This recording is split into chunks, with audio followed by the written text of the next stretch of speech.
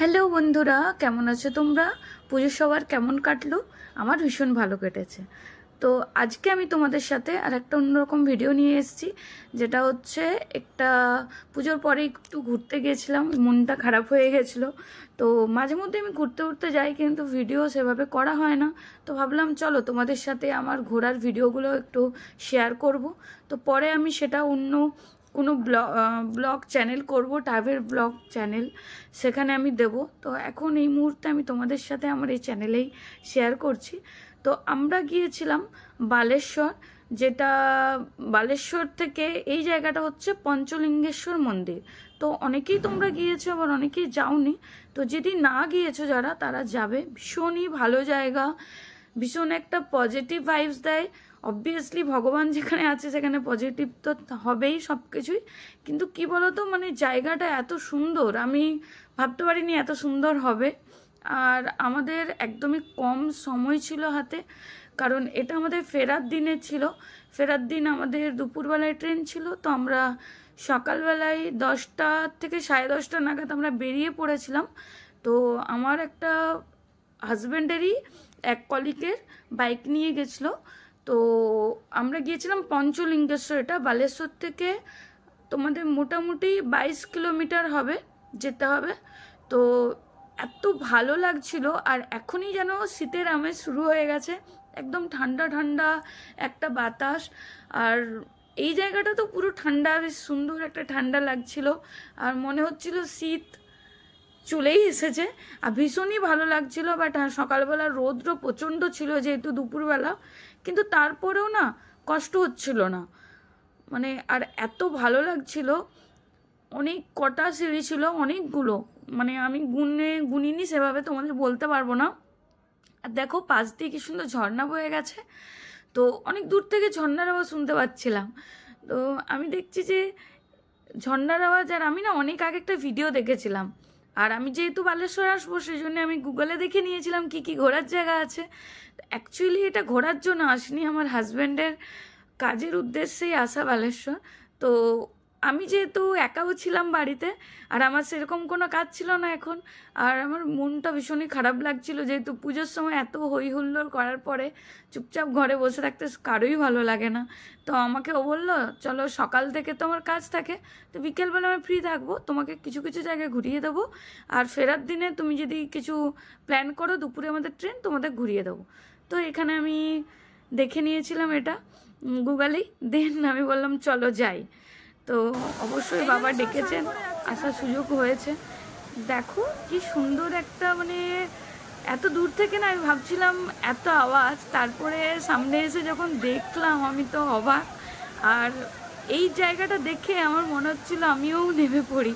তো টাইম ছিল না, পরে অবশ্যই আবার যাব, টাইম নিয়ে যাব এবং অবশ্যই স্নান করব। আর এখানে কিন্তু তোমরা অবশ্যই এসো। এটা হচ্ছে 5টা লিঙ্গ আছে, যেটা পঞ্চলিঙ্গেশ্বর নামই, এটা 5টা লিঙ্গ আছে। তো আমরা এক এক করে, মানে পুজো সেভাবে দেওয়া হয়নি, কারণ কি এত টাইমও ছিল না, আর পুজো দেবো বলে তো টাইম নিয়ে আসিনি। তো পুজো দিইনি, বাট সব ঠাকুরের কাছে গিয়ে গিয়ে প্রণাম করছিলাম।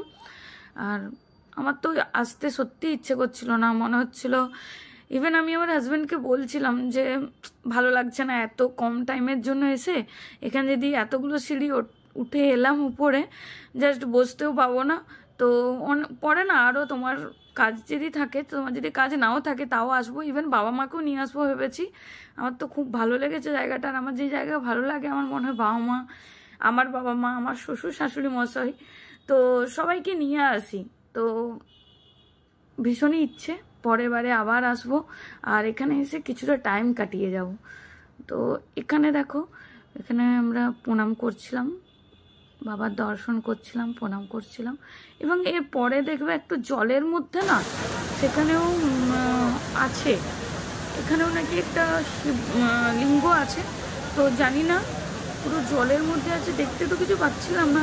এক আন্টি দূর থেকে হাত বাড়িয়ে বলছিল দেখো এখানে আছে, এখানে আছে, বাট আমি তো কিছু দেখতে পাচ্ছিলাম না। হয়তো অবভিয়াসলি আছেন, তো সেটা জলের মধ্যে ঢাকাই ছিলেন। তো একদিনের জন্য না এই ট্রিপটা খুব ভালো লাগবে। হ্যাঁ, আরেকটা কথা, এখানে জানো প্রচুর রিসোর্ট আছে, তো তোমরা যারা এখানে এসেও থাকতে চাইছো এই জায়গাতে, তারাও কিন্তু থাকতে পাবে। আর আমার বর বারবার ফোন চাইছিল আমার ফটো তুলে দেওয়ার জন্য, এসো তোমার কটা ফটো তুলে দিই।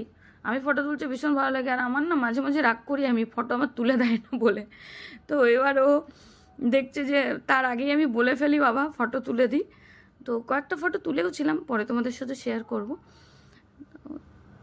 ভীষণই ভালো জায়গা, অবশ্যই একদিনের জন্য এখানে যদি আসতে চাও তোমরা আসতে পারো, খুব ভালো লাগবে।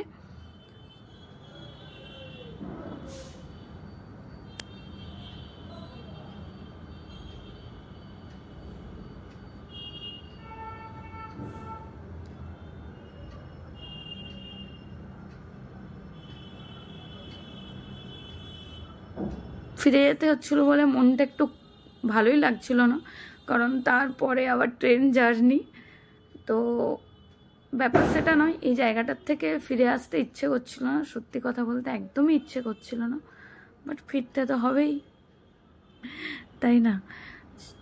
তো চলো, সবার ভালো লাগলে অবশ্যই তোমরা শেয়ার করো, লাইক করো, আর কমেন্ট করে জানিও তোমাদের কেমন লেগেছে, আর তোমরা কে কে যাচ্ছ এখানে, ঠিক আছে? সবাই যেও।